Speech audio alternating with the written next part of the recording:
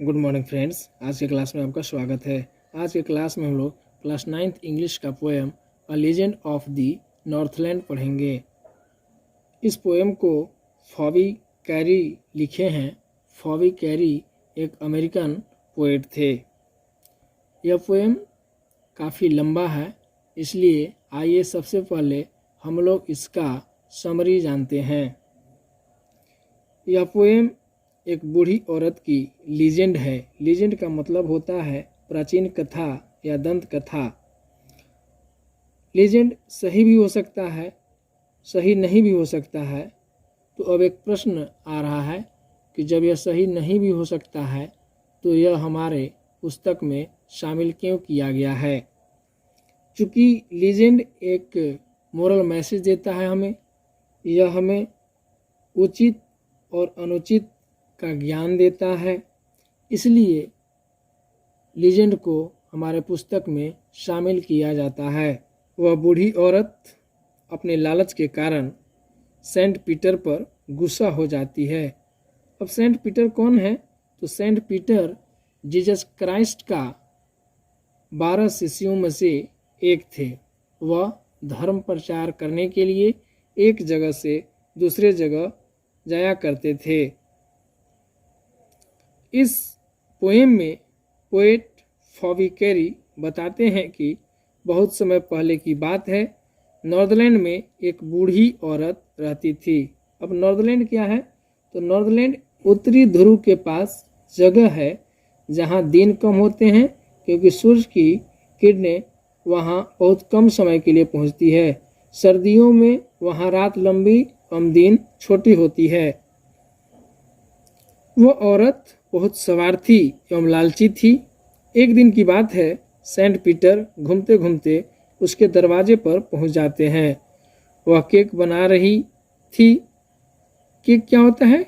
Cake एक मीठा पकवान होता है और केक बनाने के लिए केक, आटे, अंडे, मक्खन और चीनी का प्रयोग किया जाता है। ये सब का मिश्रण बना करके उसको भट्टी में पकाया जाता है। सेंट पीटर को बहुत ज़ोर से भूख लगी थी, इसलिए उन्होंने उस बूढ़ी औरत से खाने के लिए एक केक मांगा। तो वह औरत उनके लिए एक बहुत ही छोटा केक बनाई। क्यों छोटा केक बनाई? क्योंकि वह बहुत स्वार्थी थी, वह बहुत लालची थी। वह अपना केक सेंट पीटर को देना नहीं चाहती थी। लेकिन जब उसको वह आग में सेकी, एक बहुत ही छोटा केक बनाई, और जब उसको वह आग में सेकी तो उसे वह केक भी बहुत बड़ा लगने लगा, इसलिए वह केक भी वह पीटर को नहीं दी। उसने फिर इससे और छोटा केक बनाई। अभी जो केक बनाई थी उससे और छोटा केक बनाई, लेकिन यह केक भी उसको बड़ा लगने लगा, इसलिए यह केक भी वह सेंट पीटर को नहीं दी। फिर उसने आटा के एक बहुत छोटा लोई लिया।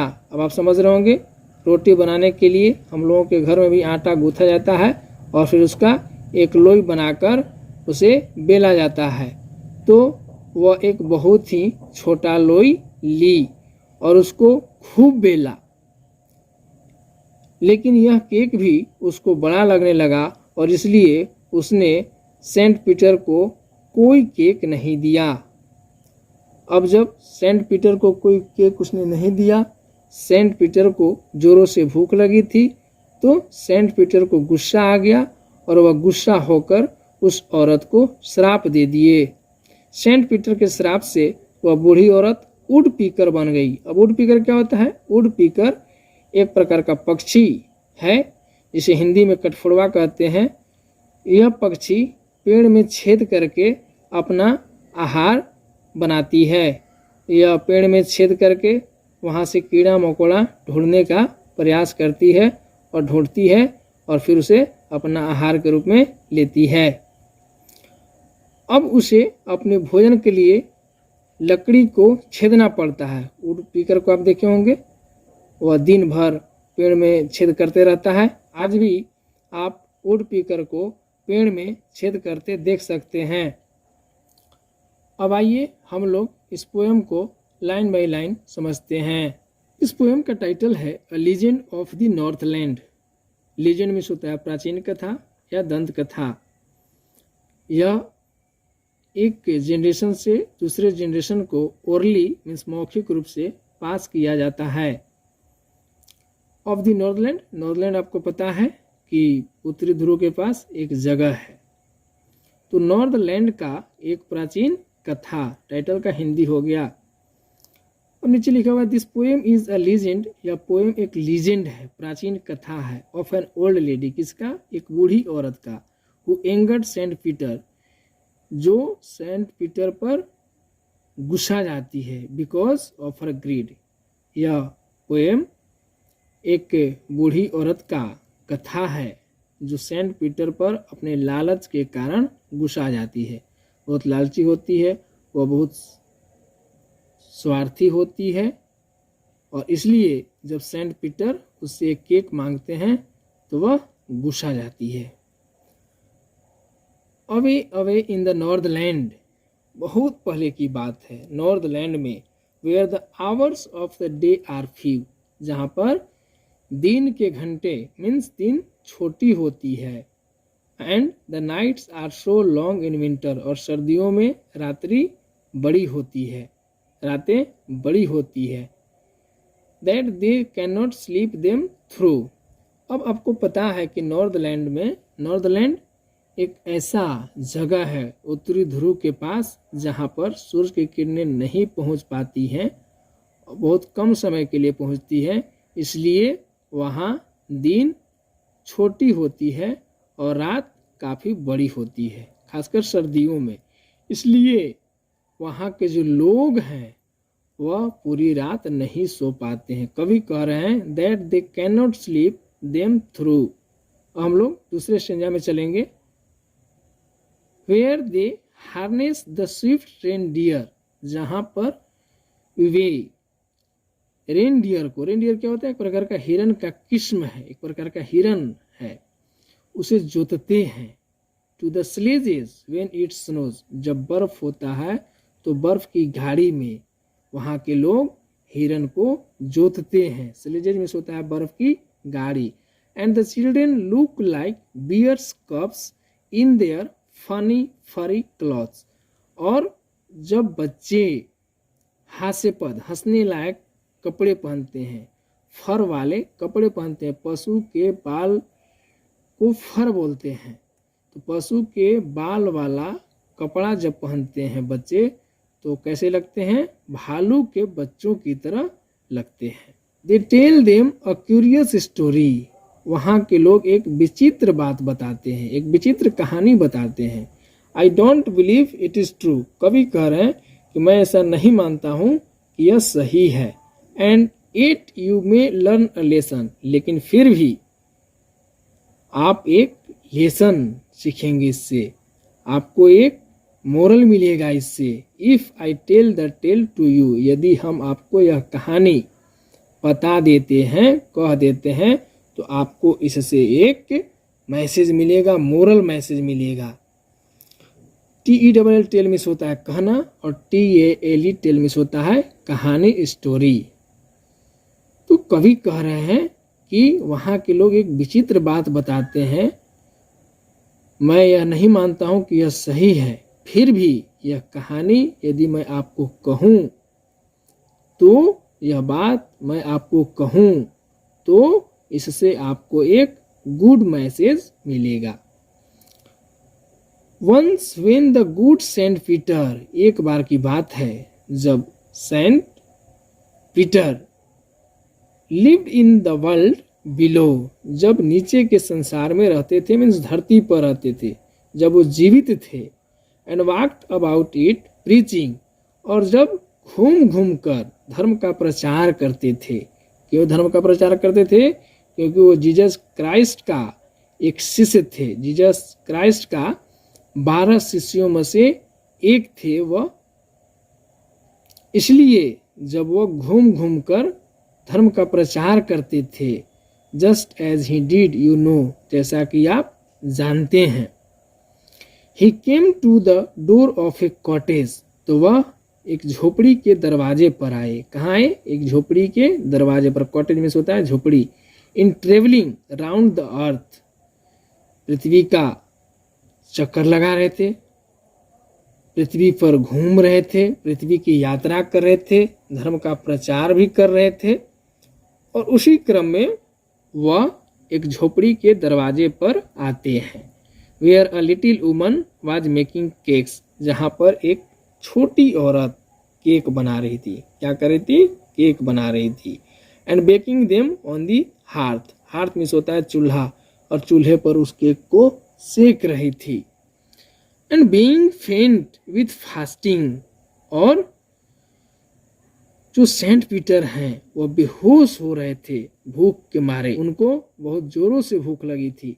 For the day was almost done, क्योंकि दिन करीब करीब खत्म हो गया था, शाम का समय हो गया था, और पूरे दिन में वह कुछ खाए नहीं थे। He asked her from her store of cakes, तो वह सेंट पीटर उस औरत से एक केक का डिमांड करते हैं। वह जहाँ केक रखी थी बना करके, उस स्टोर से वह एक केक का डिमांड करते हैं। To give him a single one, कितना केक का डिमांड करते हैं? एक केक का डिमांड करते हैं।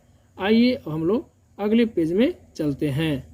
So she made a very little cake, इसलिए अब वह एक बहुत छोटा केक बनाती है। बट एज इट बेकिंग लेकिन सीखने के बाद she looked at it and thought it seemed too large to give away, तो उसको सीखने के बाद जब उस पर वह देखती है तो उसको ऐसा लगता है कि यह केक भी किसी को देने के लिए बहुत बड़ा है, इसलिए वह केक भी सेंट पीटर को वह औरत नहीं देती है।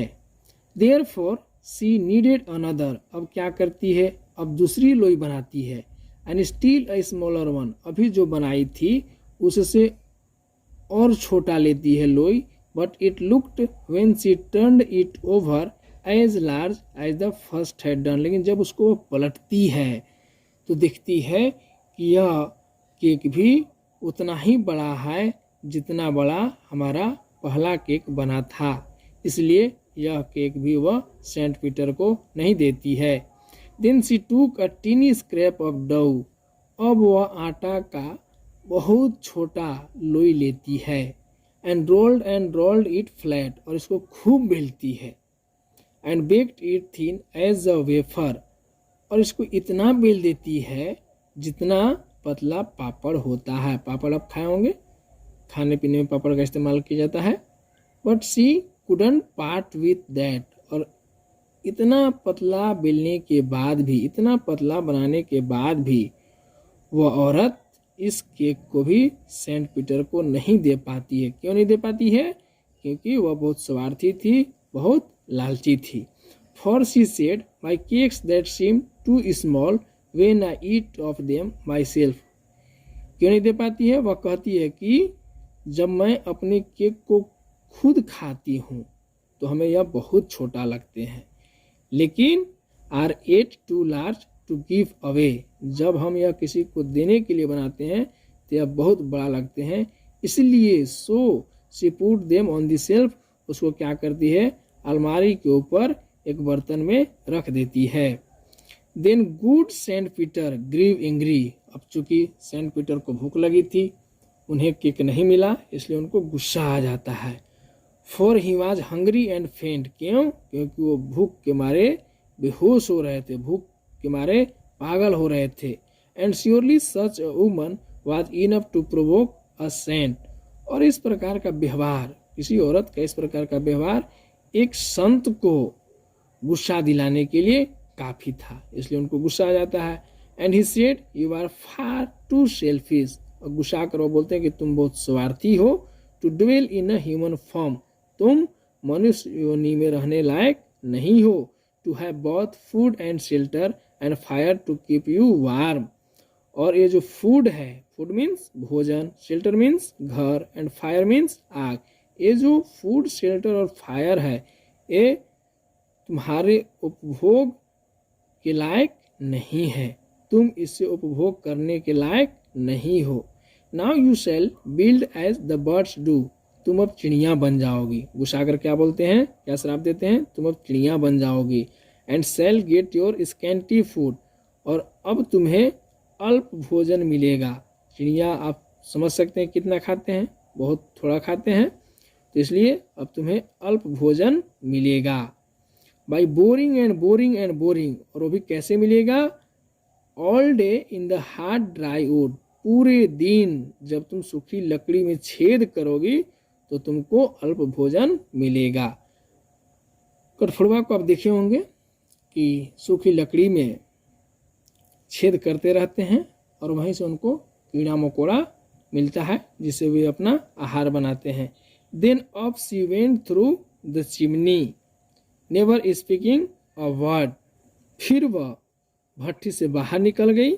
नेवर स्पीकिंग ए वर्ड, बिना एक शब्द भी बोले वह वहां से निकल जाती है।